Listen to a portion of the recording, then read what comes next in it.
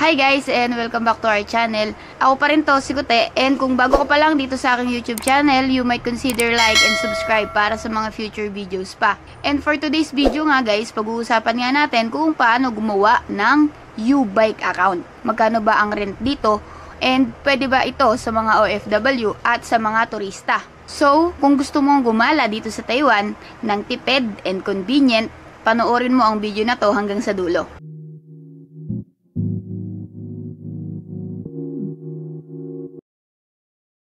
Ano ba ang U-Bike? So guys, ang U-Bike po dito sa Taiwan ay isang public bike sharing system. And eto nga guys ay sobrang convenient kasi mostly sa mga cities meron na nito. So ito nga ay perfect para sa mga nagtitipid kung papunta ka ng trabaho or kahit mamamasyal ka lang. So next question naman is, so pwede ba ito sa mga OFW o mga turista? So guys, ito ay pwede. Kahit foreigner ka or turista ka, basta may valid ID ka o passport and meron kang local SIM card dito sa Taiwan or easy card, pwede ka nang mag-register. Pwede din to guys kahit short stay ka lang dito. So eto na nga guys, paano nga gumawa ng U-Bike account? Step 1, kailangan meron ka munang hawak na easy card. So guys, ang easy card, ito yung reloadable na mga card dito sa Taiwan. And pwede nyo po itong mabili sa mga convenience store tulad ng 7-Eleven o kaya Family Mart. Ito rin guys yung ginagamit na card para sa MRT at bus. Yung tinatap, dapat lang guys is easy card yung nakalagay doon sa card. Kasi guys, iba-iba po kasi guys yung card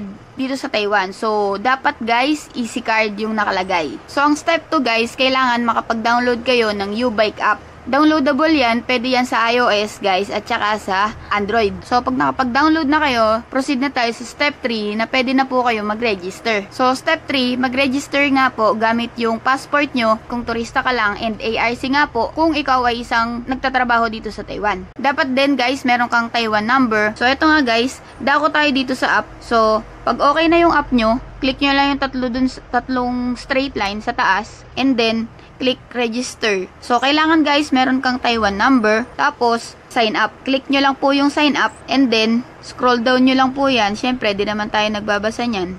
And accept. Select nyo lang guys yung location, kung saan kayo, then yung mobile number ko. Lagay nyo lang dyan yung Taiwan number nyo guys. Tapos, yung ID nyo. So, kung may ARC kayo, ARC na lang yung gamitin nyo. Tapos, kung turista naman po kayo, yung passport yung gamitin nyo. Then, lagay nyo lang po yung passport number. Then, fill upan nyo lang yung sumunod na birthday.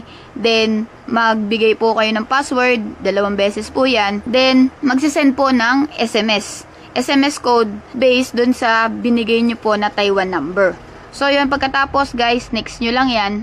So, pag okay na, guys, okay na lahat. So, hindi na kasi pwede ulit mag-register ng same number. So, pagka mag-a-add kayo ng easy card, so, account, click nyo lang po yung account nyo. So, dito sa gilid, tapos, card list, nakalagay po dyan. Okay, confirm. Tapos, dito po sa may gilid, nakalagay na add. Meron na po kasi akong card list, then mag-a-add. So, eto guys, yung mga card type na pwede nyo pong i-add, which is yung easy card, iPass, and scan and go. So, yun. So, yung card number, makikita nyo po guys yung card number dito.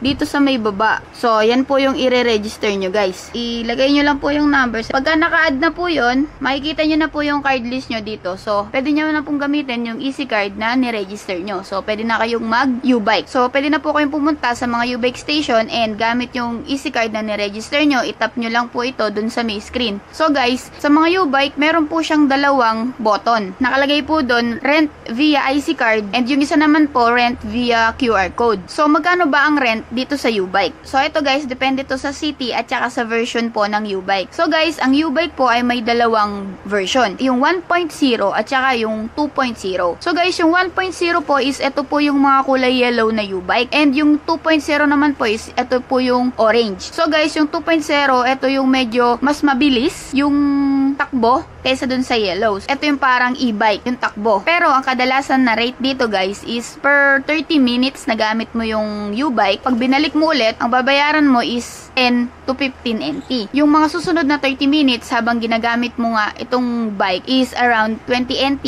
to 25 NT. So guys, again, depende po ito sa version ng U-bike nyo. So ano naman ang pwedeng gamitin pangbayad? So yung niregister nyo nga po na EasyCard and yung pag-tap nyo ng EasyCard, doon nga po automatic na magde-deduct. Yung EasyCard, pwede ka naman pong mag-load sa mga MRT stations and sa mga convenience stores dito sa Taiwan. Dako naman tayo sa mga common questions plus tips. So, pwede ba ang cash? Guys, ang U-bike po is hindi pwede ang cash dahil tulad ng sabi ko, automatic po itong madededuct sa mga EasyCard na ni-register natin doon sa app. Kailangan ba may helmet pa pag mag-U-bike? So, guys, hindi na po kailangan. So, may limit ba ang paggamit nito? Wala namang pong limit ito guys, basta yung EasyCard mo ay may load pag ginagamit mo yung U-bike. May age limit ba? So guys, minimum 14 to 15 years old ang pwedeng mag-register. So tips lang guys, kung gagamit ka po ng U-bike, wag nyo pong iiwan ang U-bike nang nakalabas doon sa docking station niya. Kailangan guys, pag ibabalik nyo po yung U-bike, pasok doon sa docking station niya. So ayun nga guys, 'di ba? Madali lang. And kung gagamit ka nga po ng U-bike, syempre, lagi po tayong mag-ingat dahil kalsada po ang ating tatakbuhan. And wag po din kayong mag-alala kasi yung Taiwan naman po, yung mga roads nila dito is maayos. So kung may tanong ka pa nga po about sa U-bike, comment ka lang po sa baba. And kung gusto mo pa nga po ng ganitong guide, don't forget to like, share, and subscribe. So yun guys, ride safe and enjoy Taiwan. And don't forget to keep showing up. So, see you on the next one. Think positive. Bye-bye.